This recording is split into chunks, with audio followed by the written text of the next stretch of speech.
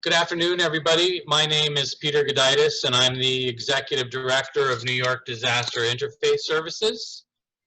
And this webinar is co-sponsored by NIDIS, New York Disaster Interface Services again, Thrive NYC, which is the Mayor's Office on Mental Health Advocacy and Services, and the Interfaith Center of New York. We are hosting this as the last in a series of 7 webinars, 2 on pandemic-related grief, and 5 that focus on the toolkit itself for specific faith communities. This toolkit webinar is specifically for the Muslim community. And we are so grateful to be joined today by Father Stephen Harding, who will be our instructor and facilitating the panel, and Dr. Debbie Almentosser, who is a new successful author and the board president of the Muslim Community Network, and Sheikh Dr. T.A. Bashir, who's the founder and CEO of the House of Peace. They will all introduce themselves at the beginning of their sections of the webinar. Specifically today, we're looking at not only the impact of COVID-19 on communities of faith and how we meet the emotional needs of our congregations and fellow people of faith who are in crisis, but also we're faced with the renewal of the Black Lives Matter movement and the attention that the nation has on racial inequality and inequity, and all the conversations and hurt and pain and stress and trauma around those conversations, and the counter-narrative of denial of the inherent truth of those conversations. So that is something that we will touch upon a few times during the webinar. So the first thing we're going to do is see a short video from Thrive NYC, and then Father Harding will take us through the toolkit. Welcome. My name is Susan Herman, and I'm the director of the Mayor's Office of Thrive NYC. Thank you for joining this webinar on faith and mental health. Thrive promotes mental health for all New Yorkers, and we do this by closing gaps in care so that people and neighborhoods who have gone underserved for too long can access support where, when, and how they need it. But we know that when you talk about promoting mental health in our city, you need to talk about faith communities. We know that faith leaders listen, counsel, and help heal psychic wounds. And we know that your congregations turn to you for guidance and support. For the last few months, when so much uncertainty, sadness, and grief have been layered onto New Yorkers, your leadership has sustained so many. And we thank you for being there for your congregations. We're also grateful to our partners at the Interfaith Center of New York and New York Disaster Interfaith Services. Together, we offer you a toolkit with suggestions and resources to use now during the pandemic and for years to come. We hope that today's conversation will be lively and informative. Thank you for all you do to promote mental health and spiritual well-being in our city. And thank you for taking the time to be with us today.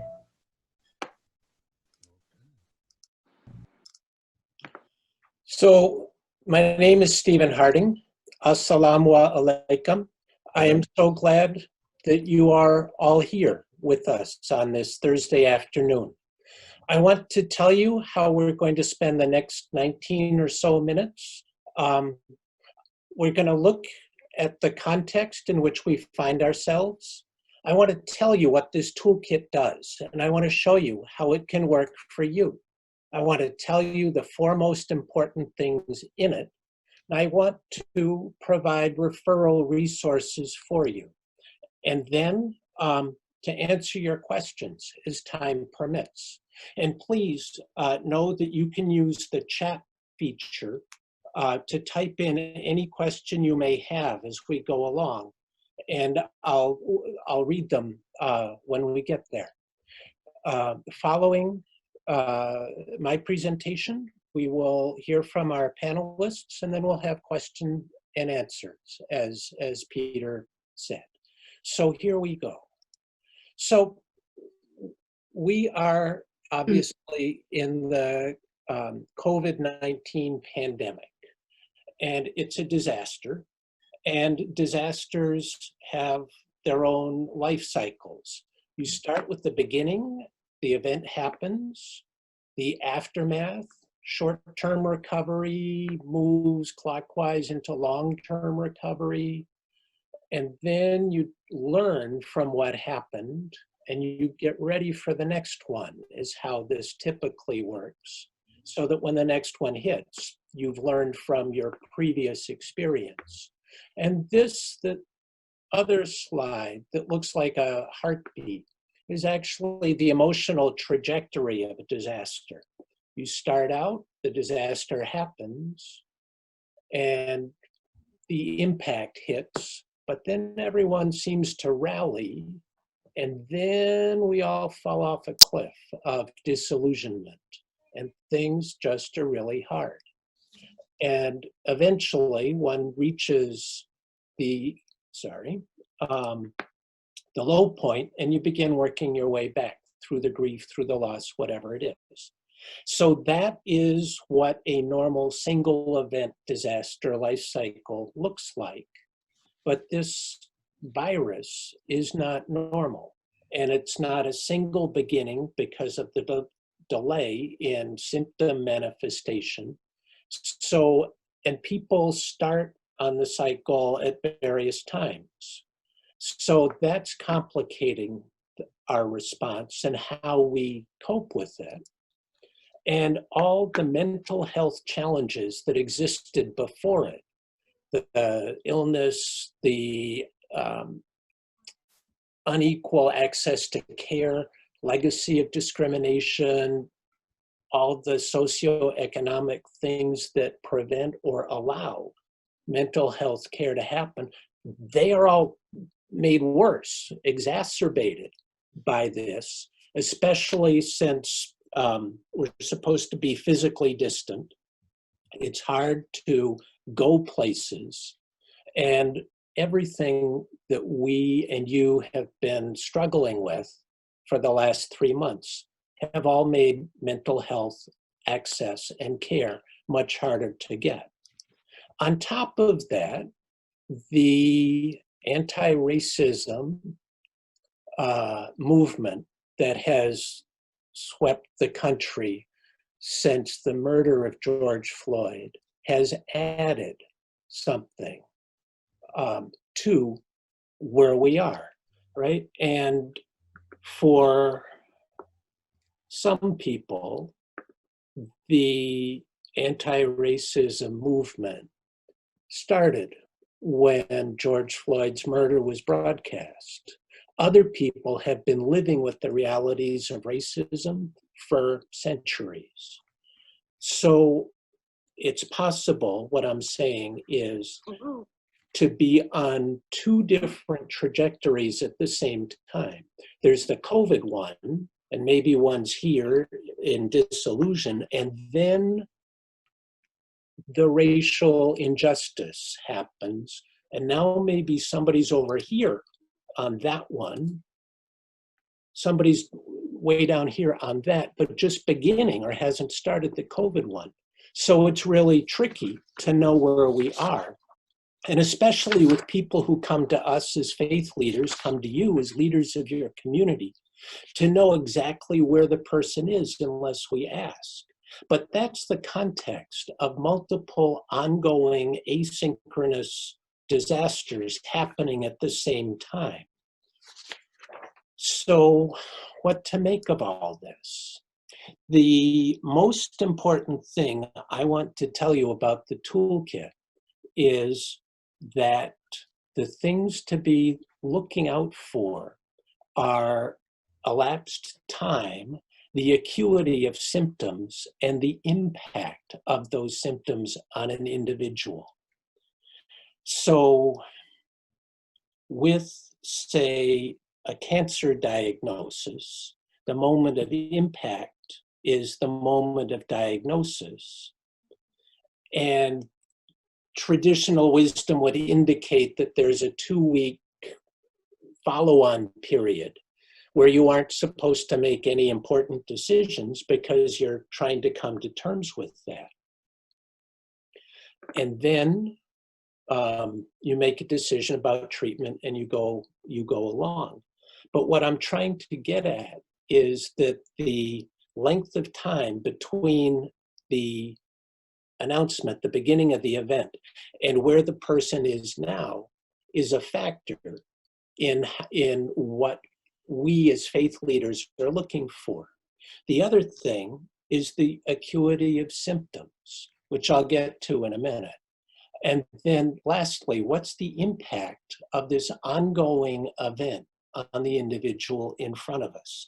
Let me try and make this clearer.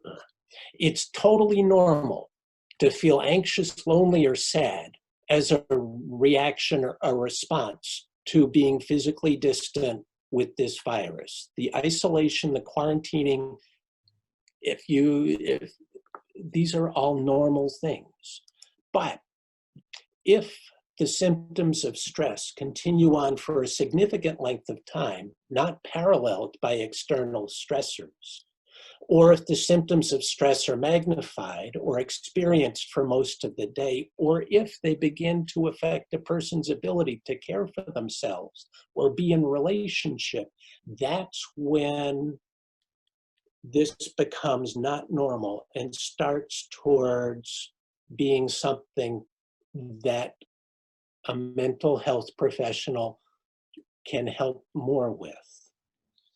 So there's normal stress, acute stress, and this will come back to acute stress in a moment, because after acute stress starts to intrude signs of traumatic stress or trauma, right? Panic, constant hypervigilance, re-experiencing traumatic events, difficulty sleeping or concentrating, feeling all these things, right?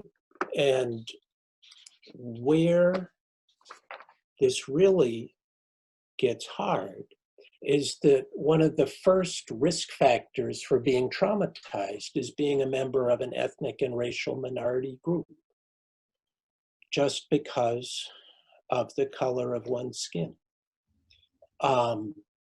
Other risk factors are all these: proximity to sickness, death, or other traumatic experiences. Persons with chronic medical illness, mental health challenges, or older people, or people who are in group facilities or nursing homes. So as the symptoms get more severe, it's important to know when you've reached your limit. All of us have been trained and taught how to offer pastoral care or spiritual care or religious-based care. But when symptoms and the person in front of you is exhibiting things that you don't really understand or seem disproportionate to what their experience is, then it's time to stop and say, do I know enough to help this person? Or is it now starting to be time to make a referral to someone who knows more than I do, who can actually help with whatever seems to be going on? So knowing when you've reached your limit is one of the 4 important things.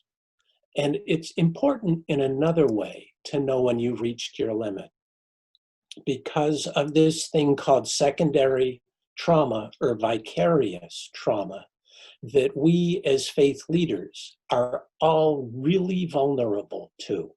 And what that is that we are at risk of being traumatized simply by being exposed to multiple deaths, multiple losses, multiple grief, and especially with this virus, repeatedly not being able to be with those who are dying or with their families.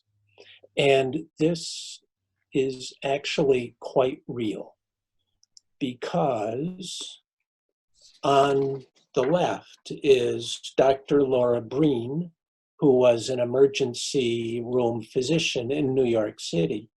And on the right is emergency medical technician John Mandello, who was an EMT with the New York City Fire Department for 3 months. Sadly, both of them have taken their own lives. Both of them were caregivers on the front lines. And we included their pictures and a little of their stories to honor their lives, to honor their service, but also to make this real.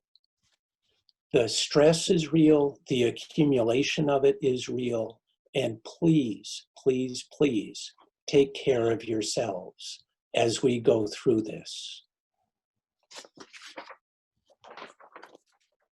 Also, in the toolkit, in addition to everything that I've just gone through, are terms and definitions about mental health and mental illness.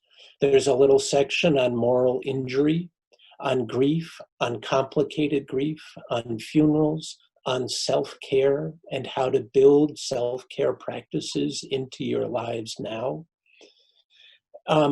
There's a section on how to support mental health all year round. And there's actually a mental health action calendar, which gives you by month things to do to support mental health in your communities. So the fourth most important thing that I would like you to know that's in the toolkit is when to refer, right? And when to refer to a mental health professional is when the symptoms of stress continue on for a significant length of time, not paralleled by external stressors. If this slide looks familiar, it's the same identical slide that I showed earlier on acute stress. If the symptoms keep going and there's nothing causing them, and they're magnified or experienced for most of the day, or if they begin to affect someone's ability to care for themselves or be in relationship with others, then it's really time to make a referral to a mental health person, practice. The best referral you can make is to someone that you know, who you have worked with or been professionally colleagues with. In other words, know who you're sending people to as much as you can. How to make the referral is to let the person know that you're concerned about them. You never abandon them and say, I think you're beyond what I can help you with. Go see this person. That's not helpful. When I was at one of the hospitals as chaplain, I was on duty for emergencies on a Saturday. And my chaplain intern, who was covering, called me and said that she had a woman who she thought was suicidal, but she wasn't quite sure. But the woman had called to say goodbye to the rabbi. So she said, "What should I do? The rabbi's not available." I said, "Call the woman back, remind her that it's Shabbat and the rabbi is not available. And would it be possible for you to get her number?" And the rabbi would call her back as soon as he could after Shabbat services were over. So that worked. The rabbi called the woman, found out where she was, went to meet her where she was, talked with her, and then physically walked her to the emergency room, got on the subway with her, kept her company, went into the ER with her, and waited until she had been admitted with her. reassured her that he would call her in the morning and follow up. And that's when the referral was complete. It's that level of being with and caring for that is the goal. If you can, if you have the option, but you don't have anyone that you know to make the referral to, then talk about what options there are. We're coming to resources for you, so you'll have them. But talk about fees, location, accessibility, and all the logistical things. And then reassure the individual in front of you that you will continue to support them through the referral process and beyond. Because really, the goal is the well-being of the individual. And we are good at helping with the spiritual well-being. But what this toolkit is designed to be is a doorway to increased well-being through access to mental health services. So it's the whole thing. In the toolkit, there's a table that shows stress reactions in the 5 areas: cognitive, spiritual, mental, emotional, and physical. So all those factors work together to promote the well-being of the person. And our part with this toolkit is to make the mental health aspect available to the individual who needs it as part of our care. Somewhere to go or make a referral to is NYC Well. You can call them, you can text them, you can get on their website and see what they have. Now, over here on the left, there's this mobile crisis team. If someone is in crisis and needs help immediately, call NYC Well, ask for the mobile crisis team to come. They will come. And the thing about them is that they are mental health professionals. They are not the police. And they are there to help the individual and help them get the care they need. If you go on NYC Well's website, you will see filters. And I've highlighted some of them. Dual diagnosis, co-occurring disorders. Is the individual first responder? Are they part of the HIV/AIDS community? Are they homebound? Are they homeless? Are they in the shelter system?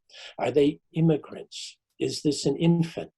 And you can look at everything that they have as a service. And then there's more information about payment information, age, and the borough.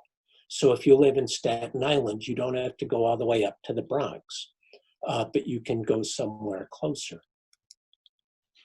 Other resources, we put in the national helplines, the National Suicide Prevention Lifeline, domestic violence, the National Alliance on Mental Illness, the Substance Abuse and Mental Health Services Administration, and the Disaster Distress Helpline.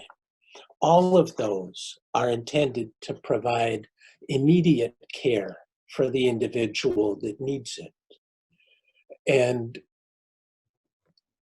I'm going to stop there and stop sharing the screen and ask Dr. Bashir and Dr. Almantasser to please introduce themselves. And then I have a question for you.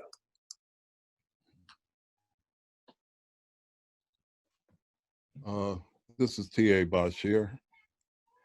I've worked in the community in terms of being a psychologist since 1981. And I'd like to refresh our memories of some of the issues that happened in Harlem and New York City, where the police was called and the person who reportedly was experiencing some kind of mental instability wound up dead because the police is inappropriate for some of the issues that people are experiencing. I'm also a theologian, and I'm also a chaplain, so I'm wearing a couple of hats. And I was born in Harlem, raised in Brooklyn. And I'm here to present what is going on in terms of the African American community in connection to what I read from the mental health psychiatric bulletin that I was handed by Henry at IFC. I got it late, that's not a problem, but I focused on two areas that I'll share later. That is the anxiety, the historical relationship between healthcare and African Americans, and also we talked about stress. Reverend Harding spoke about that in depth.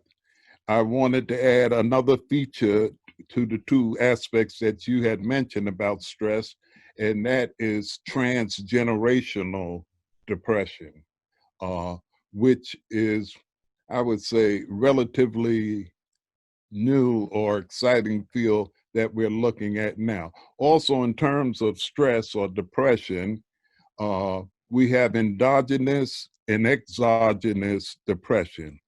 And there are certain medications that sometimes are prescribed that's not appropriate for one or the other. And we need to look at those things because just having this, what do you call it? Like you're depressed, so here, take this, take Elavil. You feel stressed out, okay, I can give you something to relax you and things like that. Medication alone is not effective. A lot of times people need to hear the human document, right? Without trying to fix it right away. They have to listen to the people because one person's depression is not the same as another person. And we don't know if it's endogenous or exogenous. Clinically, we have to make that kind of determination. The African American community is kind of suspicious of the medical profession because of a long history of abuse, from experimentation without informed consent. And some of the experiments that were done on Black people were horrific in terms of pain management and what happened to people. And if those experiments were successful, they were not given to people in our community. So there's a whole lot of things. Also, people didn't go to the doctors because they had shape-up jobs. A shape-up job means that if you're not there, you lose the job. There was no such thing as sick leave and all of that kind of thing. So people with migraine headaches would go to work. I mean, if you have a migraine headache, you're really in a tremendous amount of pain. And also this machismo attitude that men don't go to they don't go to the doctor. That's for women and children. That added to a lot of pain and suffering in the community. So if I get a chance, I will talk about that.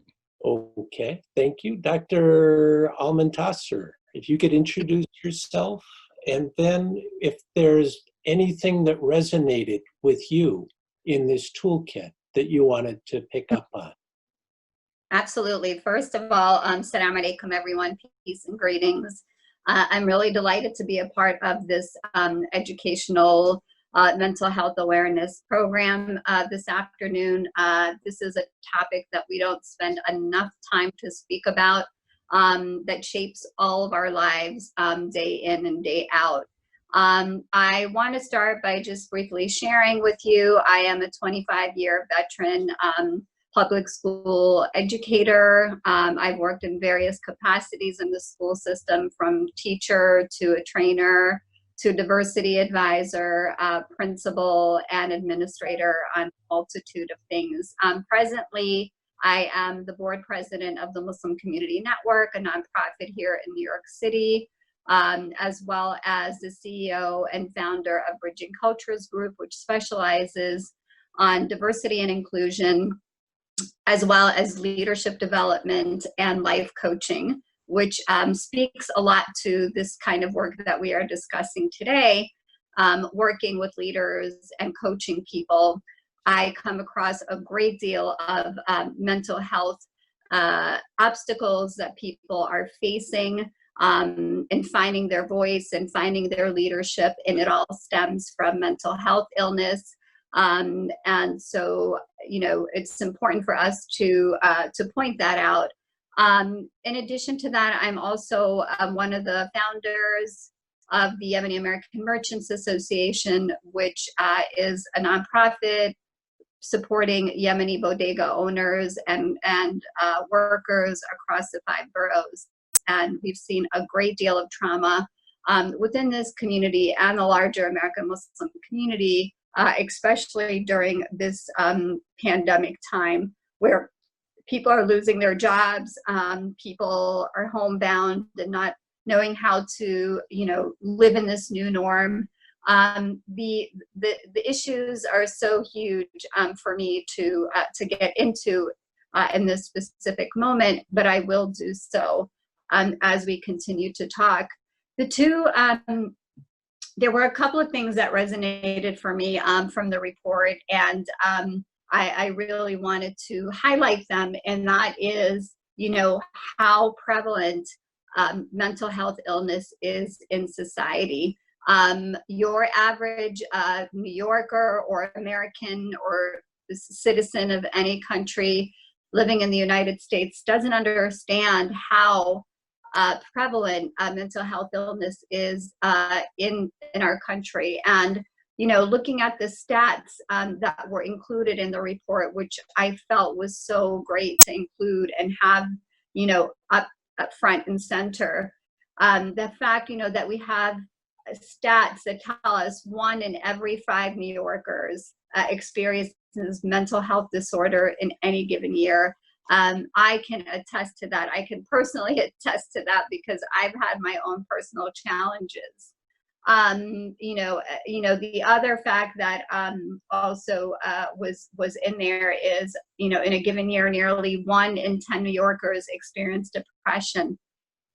Yes, and I would say that right now during this pandemic, that number probably has increased, perhaps maybe even double that amount, because of the limitations of our daily lives, being able to go out and to be among people and to be with our families and our friends.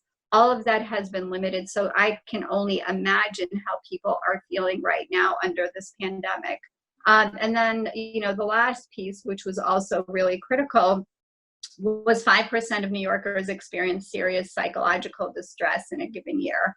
You know, I can name you, you know, 3 people that I know that have had, you know, serious psychological distress. Of course, I won't reveal their names, but I've seen this far too often. And having a forum such as this, having a document such as this to help our faith-based communities, help communities across New York City is pivotal. And I'm really glad that we are doing this. And I want to thank the Interfaith Center of New York, as well as NIDIS, for their leadership in putting this together and providing the educational forums such as this one to help spread the word.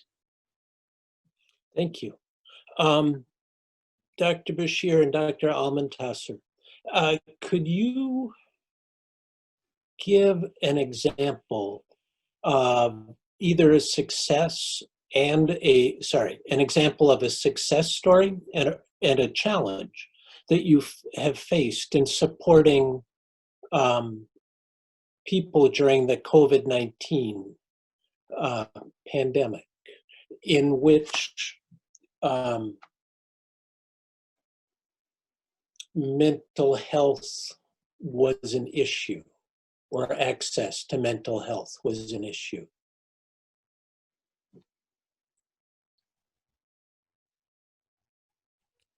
First, For sure.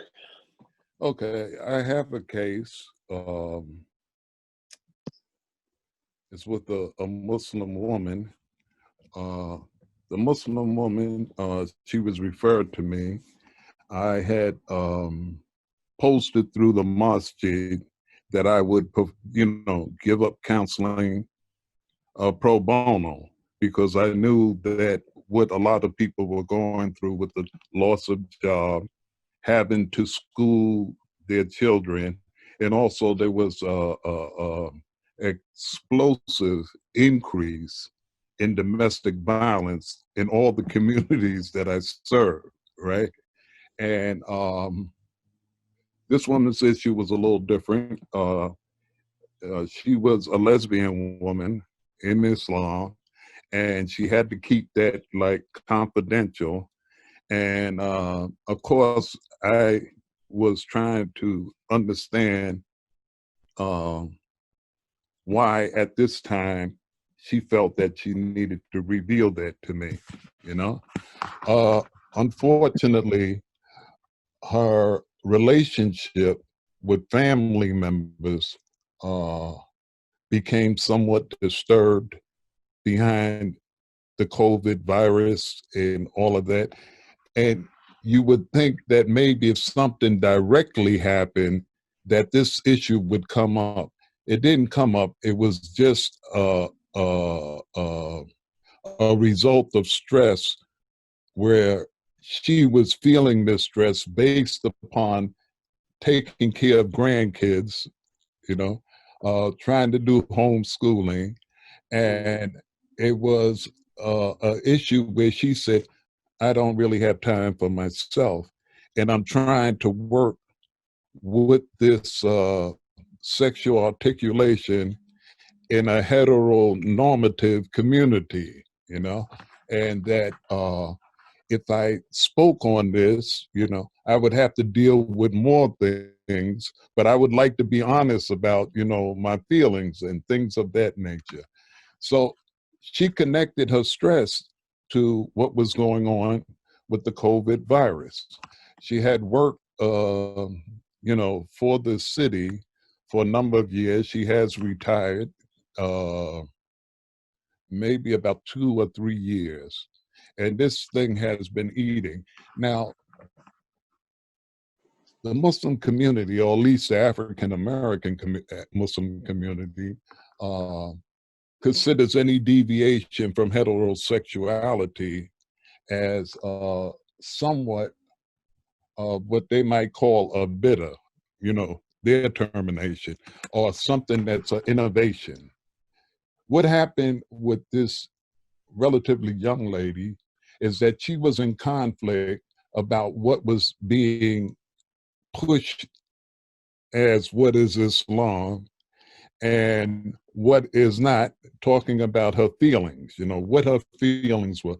And she wanted to talk about the honesty of that because of all the different anxieties that she was going through.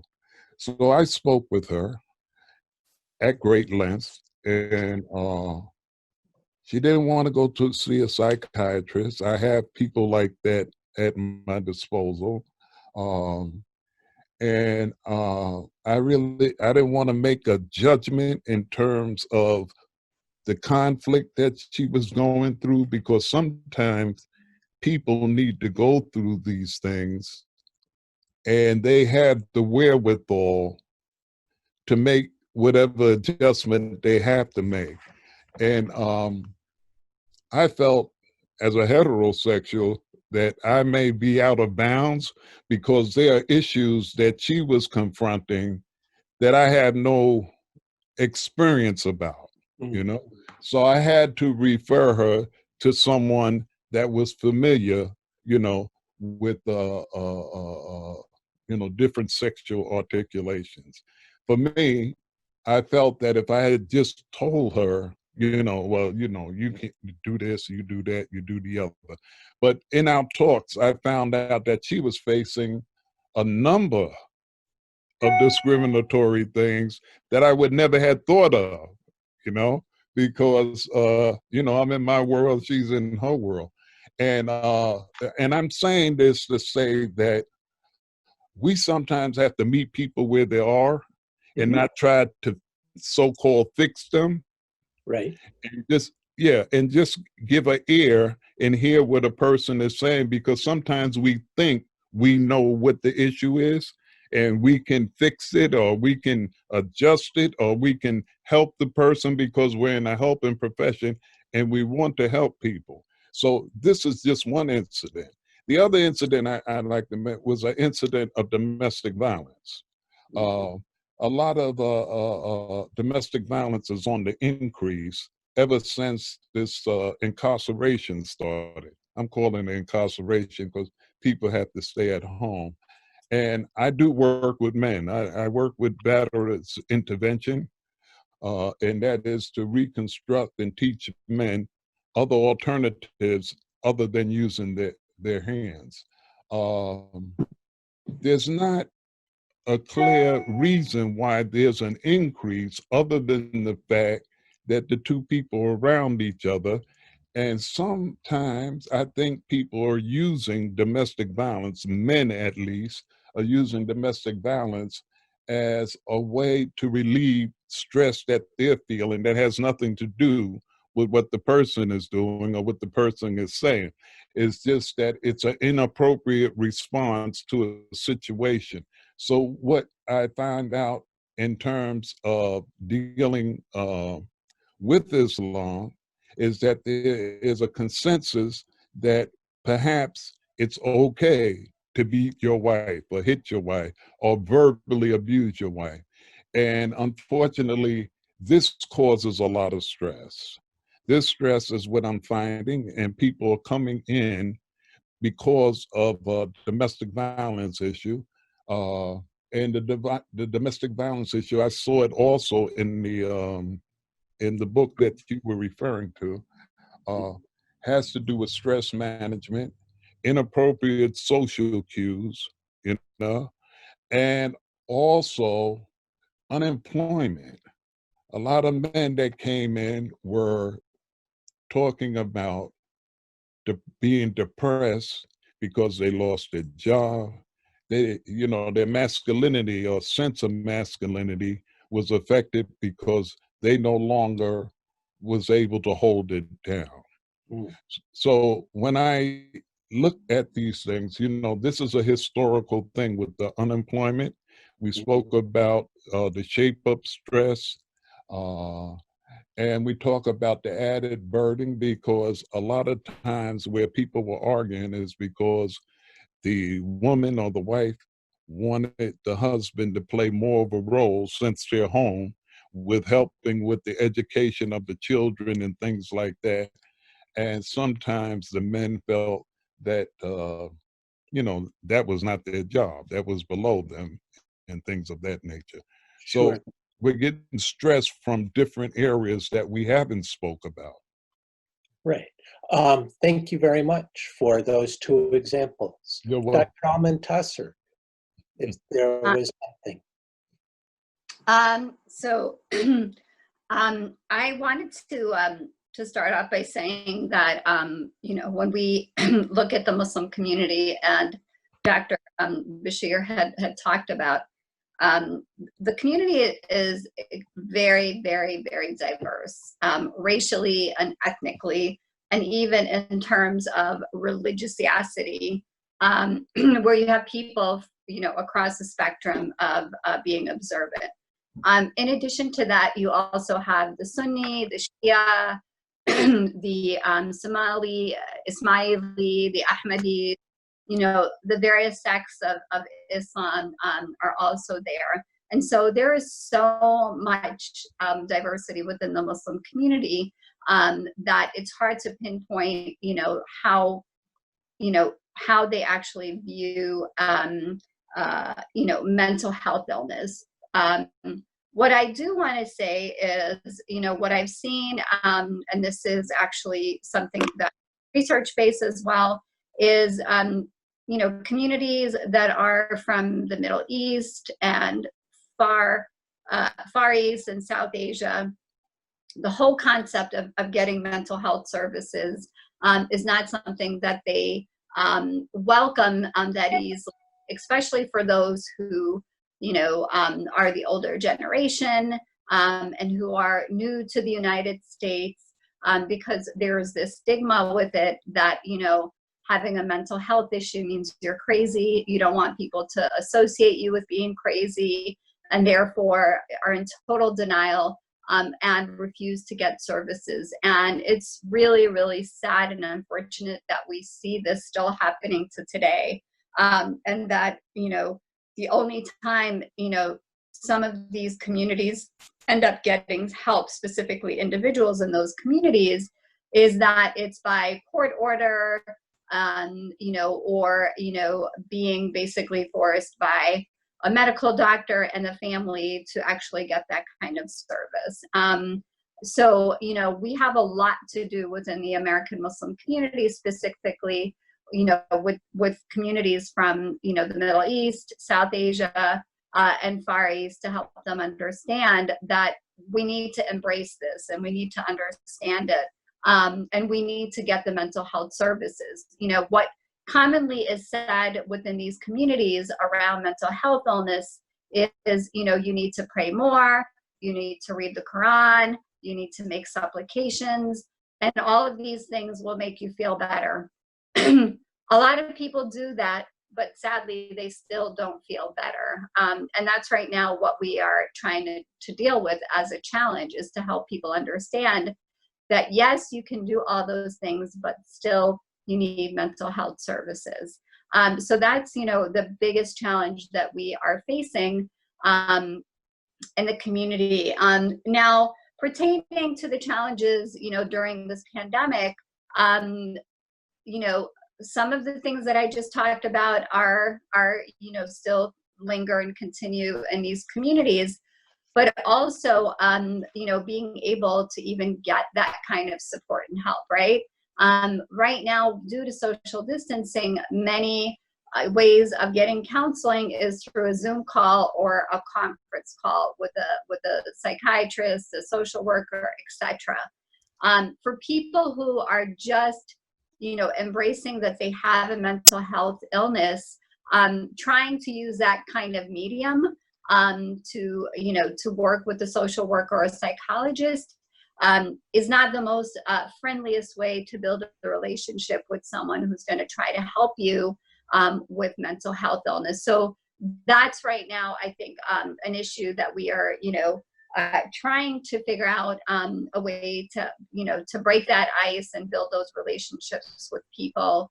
And then also just the whole confidentiality, who else is listening to us?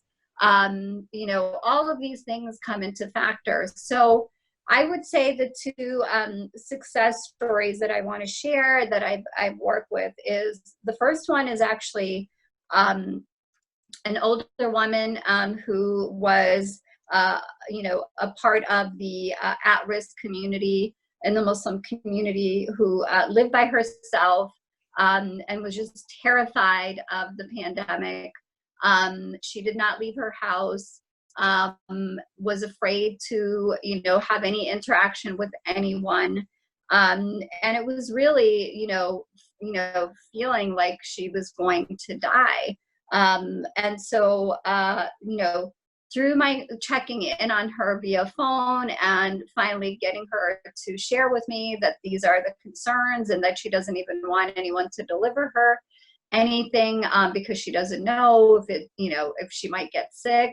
So really helping her understand the different ways that she can be safe and take in the products in a safe way, and how to actually clean them and store them in her house, how to take safety measures, for herself, just through talking her through that, and then actually connecting her with webinars, for healing and meditation, she actually started attending these webinars and feeling a whole lot better. So, you know, one person who's doing this, which I find to be really fascinating, is Borough President Eric Adams. He is doing these meditation and healing webinars. Don't quote me if it's weekly or bi-weekly, but it's open to the public for people to come in and talk and share and connect with other people. And I think that's such a great thing. So helping this woman be able to connect to a community, to see that she's not the only one, and to feel a sense of connection, universal connection, that we're in this together, was really something that I felt was a positive success. Another is actually a college student who is in a, you know, wanting to become an optometrist, and she was living with you know, cross-generational family because of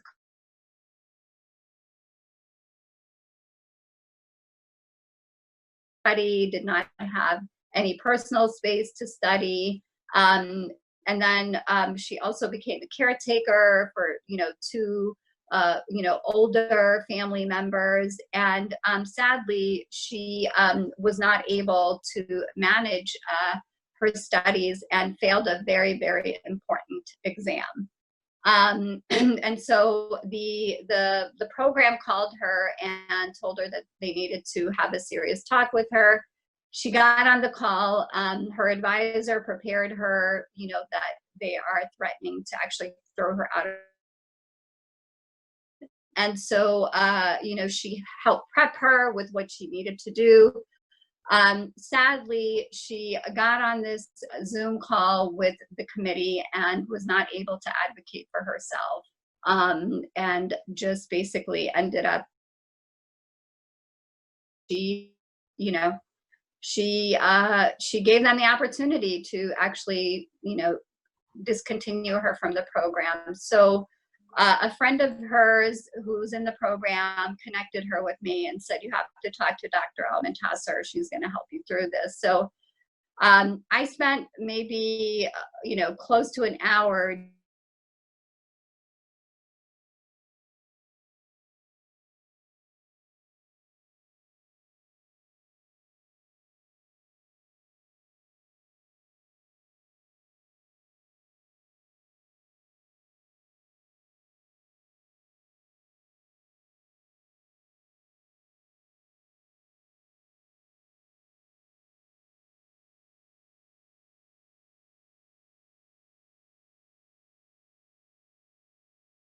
she was able to actually write a letter to the dean of the program, and I told her, be your authentic self and make your, you know, share your vulnerabilities so he can see the human being in this program to give you the serious consideration to stay in the program. So she wrote this beautiful piece expressing like everything that she's encountered. You know, she lost her dad 2 years ago to cancer. She lost a brother who was shot at a grocery store.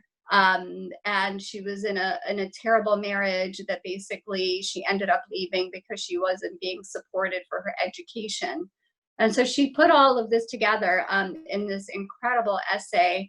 And within 24 hours, the dean of the school reached out to her personally and said, I want to have a conversation with you. Can you get on this call with us? And she called me back, and I had to spend another hour of like getting her to see how amazing and special she is and that she is worth fighting for. And so she had the call with the dean, and she said it was a really great call. And we're waiting to hear if they will let her continue in the program. So this is a kind of life coaching and leadership work that I do. And I see people going through these kinds of experiences that we really need to, you know, to see that all of these, you know, things are actually add up from mental health illness, you know, that we experience ourselves, as well as people around us who experience them, and the emotional toll that they take on us as individuals as well. Right. Thank you so much. Thank you, Dr. Bashir and Dr. Almontas. We are almost, Peter comes back to wrap things up.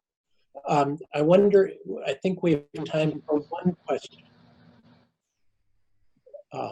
Could I add one statement to what I said previously? Is that okay? Sure. Sure, if there are no questions, I just want to make sure that okay. everyone has the option or the chance. I was talking about the treatment model that you had mentioned earlier. One of the things that we go by for insurance purposes, medical purposes, so forth and so on, is that we use the DSM treatment model book, right? In there, there's a number of classifications, and you know, people have to reach certain criteria before you can diagnose that person as being this or being that.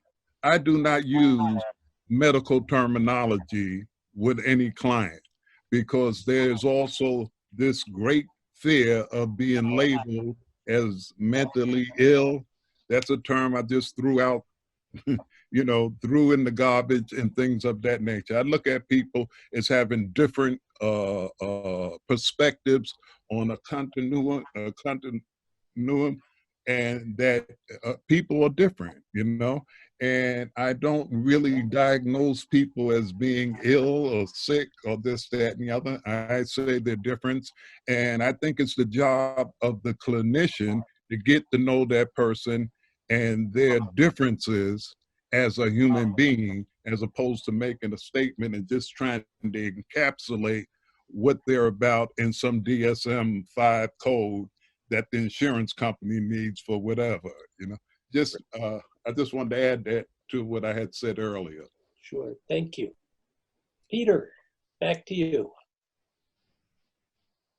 Thank you, everybody. This is a great conversation. I wish we had more time. we never seem to have enough time on any of our webinars.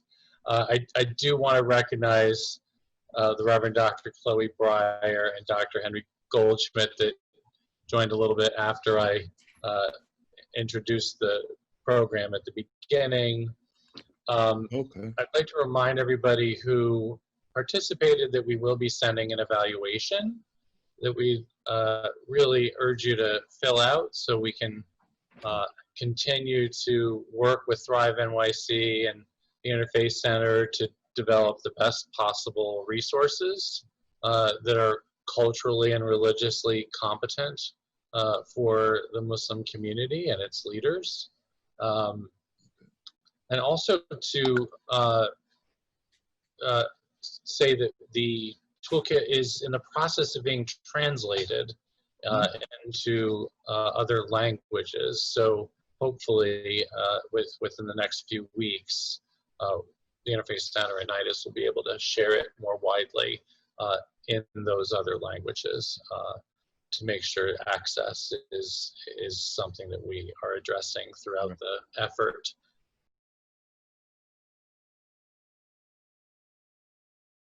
Clinician. So building our skills to be able to provide appropriate mental health assessment and referral is something that we can work on. I also wanted to point out that I was watching a documentary a few nights ago about the fact that the number of mental health practitioners in communities of color are very low in this country. Less than 5% of practitioners are people of color. And yet, in this case, it was a husband and wife discussing the fact that they struggled to find practitioners who they felt understood them, not only for who they were as a black man and a black woman, but also as a person of faith. And I think we just need to do so much more to kind of bridge that bi-disciplinary wellness intervention and treatment path for our communities of faith? How do we find people that are culturally and religiously competent, that come from the communities seeking care and wellness? And how do we encourage that, right? How do we encourage young Muslim men and women to pursue mental health as a career and become licensed clinicians? The numbers were even more disturbing for psychiatrists. It was like less than 1%. Right. Granted, that's like 7 years and a couple $100,000 of debt, so I get it. But you know, what are we doing to encourage that as well? And I think that's an important equity conversation in a city like New York. I mean, New York is one of the most diverse and certainly privileged cities when it comes to institutional wealth. And if we can't raise up mental health professionals of color from various faith traditions, think about how challenging it is for, you know, Knox County, Ohio. That's where I went to college. Those are some of the things on my mind. Anyway, thank you all so much for joining us today, taking the time out the day before a holiday weekend. Thank you to Dr. Bashir, Dr. Almentasser, Father Harding, and I also want to acknowledge the Reverend Dr. Storm Swain, who also is a co-author of the toolkit. So thank you again. Be well, and hopefully we will be able to follow up with you soon about the resources as they're translated. Mm-hmm. Wonderful. Thank you so much. Have a great evening and stay safe all. Thank you. You too. Thank you all so much. Salam alaikum. Wa alaikum assalam.